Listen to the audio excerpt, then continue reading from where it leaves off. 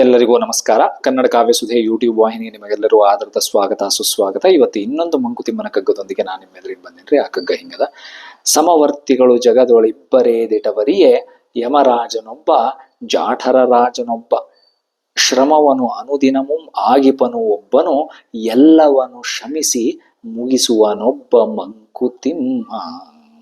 ನೋಡ್ರಿ, ಜಗತ್ನಾಗ ಎಲ್ಲರನ್ನೂ ಸಮಾನವಾಗಿ ಕಾಣಬೇಕು, ನಾವು ಯಾರೊಳಗೂ ಭೇದ ಭಾವ ಮಾಡಬಾರ್ದು ಅಂತ ಹೇಳ್ತಿರ್ತೀವಲ್ರಿ. ಅಂಥವ್ರು ಇದಾರಂತ್ರಿ ಜಗತ್ನಾಗ. ಅಂಥವ್ರು ಇಲ್ಲಂತಿಲ್ಲ, ಸಮಾನವಾಗಿ ಎಲ್ಲರನ್ನೂ ಸಮಾನವಾಗಿ ನೋಡೋರು ಇದಾರಂತ್ರಿ. ಎಷ್ಟು ಜನ ಇದಾರ ಜಗತ್ನಾಗ ಸಮಾನವಾಗಿ ನೋಡೋರು ಅಂತಂದ್ರೆ ಇಬ್ಬರೇ ಅಂತ್ರಿ, DVG ಅವ್ರು ಹೇಳೋ ಪ್ರಕಾರ.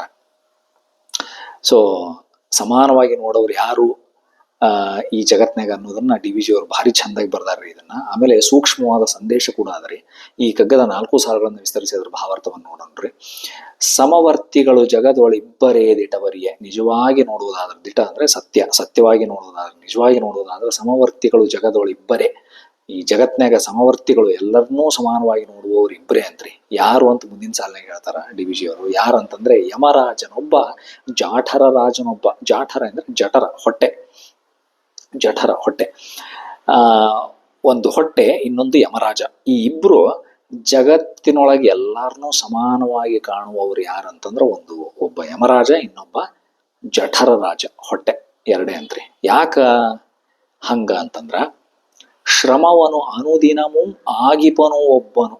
ನೋಡ್ರಿ, ಒಬ್ಬವ ಏನ್ ಮಾಡ್ತಾನಂತ್ರಿ, ಪ್ರತಿ ದಿನವೂ ಶ್ರಮ ಪಡುವಂಗ್ ಮಾಡ್ತಾನಂತ್ರಿ. ಎಲ್ಲವನು ಶ್ರಮಿಸಿ ಮುಗಿಸುವವನೊಬ್ಬ.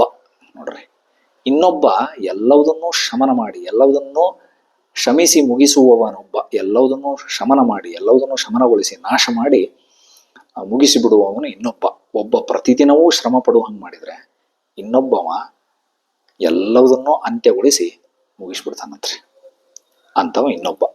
ಈ ಕಗ್ಗದ ಸೂಕ್ಷ್ಮ ಅರ್ಥ ಏನಂದ್ರಿ, ಇಲ್ಲಿ ಎಲ್ಲರೂ ಇಡೀ ಜಗತ್ನಾಗ ಎಲ್ಲವುದನ್ನೂ ಸಮಾನವಾಗಿ ಕಾಣುವಂಥವ್ರು ಇಬ್ಬರೇ. ಒಂದು ಯಮರಾಜ, ಒಂದು ಜಾಠರ ರಾಜ ಅಥವಾ ಜಠರ ರಾಜ. ಹೊಟ್ಟೆ ಅಂದ್ರೆ ನೋಡ್ರಿ, ಹೊಟ್ಟೆ ಹಸಿವು ಶುರುವಾಯ್ತಂತಂದ್ರ ಯಾರೇ ಆಗ್ಲಿ, ಅವ್ರು ಎಷ್ಟೇ ತಿಳ್ಕೊಂಡವ್ರಾಗ್ರಿ, ಅವ್ರು ಎಷ್ಟೇ ಪಂಡಿತರಾಗಿರ್ಬೋದು ಅಥವಾ ಏನೋ ತಿಳ್ಕೊಳ್ಳಾರ್ದವ್ರು, ಜ್ಞಾನಿಗಳು ಅಜ್ಞಾನಿಗಳು, ಶ್ರೀಮಂತರು ಬಡವರು ಯಾರೇ ಆಗಿರ್ಲಿ, ಅವರು ದುಡಿದು ತಮ್ಮ ಹೊಟ್ಟೆ ತುಂಬಿಸ್ಕೊಳ್ಳೇಬೇಕು. ಹೊಟ್ಟೆಗೆ ಏನಾದ್ರೂ ಊಟ ಅಥವಾ ಆಹಾರ ಕೊಡ್ಲೇಬೇಕ್ರಿ. ಅವ್ರು ಯಾರೇ ಆಗಿರ್ಲಿ, ಅವ್ರು ದೊಡ್ಡ ಶ್ರೀಮಂತರಾದ್ರೂ ಆಗ್ಲಿ, ಬಡವರಾದ್ರೂ ಆಗ್ಲಿ, ಓದ್ದವರು ಓದ್ಲಾರ್ದವ್ರು ಎಂಥವ್ರೇ ಆಗಿರ್ಲಿ, ಯಾರೇ ಆದ್ರೂ ಕೂಡ ಹೊಟ್ಟೆ ಹಸಿವಾತಂದ್ರೆ ಊಟ ಮಾಡಲೇಬೇಕು. ಹಂಗಾಗಿ ಇಲ್ಲಿ ಮೇಲು ಕೀಳು ಅನ್ನುವಂಥ ಭೇದ ಭಾವ ಇಲ್ಲೇ ಇಲ್ಲ.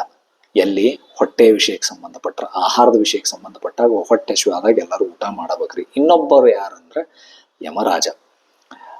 ಸಮಯ ಆಯ್ತು ಅಂತಂದ್ರ ಅವರು ಹೊರಡ್ಲೇಬೇಕು, ಇನ್ನೂ ಇರ್ತೀನಿ ಅನ್ಲಿಕ್ಕೆ ಸಾಧ್ಯನೇ ಇಲ್ಲ. ಯಮರಾಜನು ಕೂಡ ಅಷ್ಟೇ, ಸಮವರ್ತಿನೇ.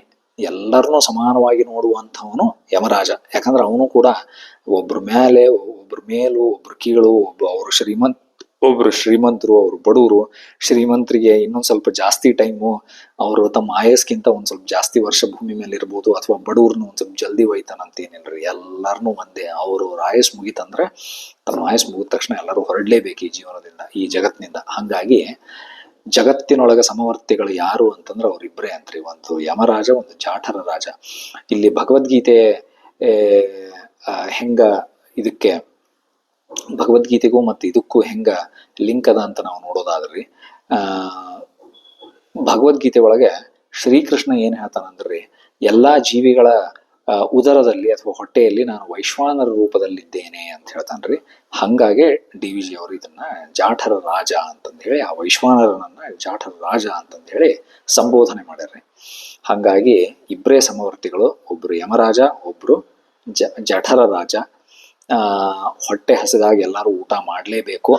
ಅವರು ಬಡವರು, ಶ್ರೀಮಂತರು, ಜ್ಞಾನಿಗಳು ಅಜ್ಞಾನಿಗಳು, ಅಥವಾ ಪಂಡಿತರು, ಪಾಮರರು, ಅದೇನು ಸಂಬಂಧ ಇಲ್ರಿ. ಅದೇ ರೀತಿಯಾಗಿ ಸಮಯ ಬಂದಾಗ ಎಲ್ಲರೂ ಹೊರಡಲೇಬೇಕು.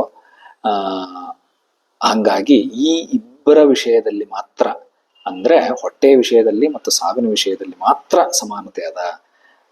ಇವೆರಡೂ ಎಲ್ಲರನ್ನೂ ಸಮಾನವಾಗಿ ನೋಡುವಂಥ ಅವ್ರು ಯಾರು ಜಗತ್ನಾಗ ಅಂತಂದ್ರೆ, ಒಂದು ಸಾವು, ಇನ್ನೊಂದು ಹೊಟ್ಟೆಯ ಹಸಿವು ಅಂತಂದು ಹೇಳಿ ಡಿ ವಿ ಜಿ ಅವರು ಬಹಳ ಚಂದಾಗಿ ಅಗದಿ ಸೂಕ್ಷ್ಮವಾಗಿ ಒಂದು ಸಂದೇಶವನ್ನು ಕೊಟ್ಟಾರೆ ನಮಗೆಲ್ಲರಿಗೂ. ಅದರ ಹೊಟ್ಟೆ ಹಸ್ದಾಗ ಎಲ್ಲರೂ ಉಂಡೆ ಉಣ್ತೀವಿ, ಸಮಯ ಬಂದಾಗ ಎಲ್ಲರೂ ಹೋಗಲೇಬೇಕು. ಹಾಗಾಗಿ ಮತ್ತಿಲ್ಲಿ ನಾನು ಮೇಲೆ, ನಾನು ಕೆಳಗ, ಇನ್ನೊಬ್ರು ಕೆಳಗ, ಅಥವಾ ನಾನು ಶ್ರೀಮಂತ, ನಾನು ಬಡವ ಅಂತ ಒಬ್ಬರಿಂದ ಇನ್ನೊಬ್ರು ಮತ್ತು ಅಸಮಾನತೆಯನ್ನು ಸೃಷ್ಟಿಸಿ ಮತ್ತೆ ಜಗಳಾಡೋದು ಬೇಡ. ನಾನು ಬೇರೆ ನೀನು ಬೇರೆ ಅಂತ ಎಲ್ಲರೂ ಹೊಂದಾಣಿಕೆಯಿಂದ ಇರೋಣ, ಎಲ್ಲರೂ ಪ್ರೀತಿಯಿಂದ ಇರೋಣ. ಯಾಕಂದ್ರೆ ಈ ಎರಡು ವಿಷಯದಲ್ಲಿ ಯಾರೂ ಹೆಚ್ಚು ಕಡಿಮೆ ಅನ್ನುವಂತಹ ಭೇದ ಭಾವ ಇಲ್ಲ ಅಂತ ಡಿ ವಿ ಜಿ ಅವರು ಹೇಳ್ತಾರ್ರಿ. ನನಗೆ ತಿಳಿದಷ್ಟು ಮಟ್ಟಿಗೆ ಈ ಕಗ್ಗವನ್ನು ಅರ್ಥೈಸಿನಿ. ಇನ್ನೂ ಬೇರೆ ಅರ್ಥಗಳು ಇದ್ದಲ್ಲಿ ಈ ಕಗ್ಗದ ಬಗ್ಗೆ, ಅಥವಾ ಬೇರೆ ದೃಷ್ಟಿಕೋನಗಳು ನಿಮಗೆ ಈ ಕಗ್ಗದ ಬಗ್ಗೆ ಇದ್ದಲ್ಲಿ ದಯವಿಟ್ಟು ಕಮೆಂಟ್ಸ್ ಬಾಕ್ಸ್ನ ತಿಳಿಸ್ರಿ. ಮತ್ತೆ ಇನ್ನೊಂದು ವಿಡಿಯೋದೊಂದಿಗೆ ಸಿಗ್ತೀನಿ. ನಮಸ್ಕಾರ, ಧನ್ಯವಾದಗಳು.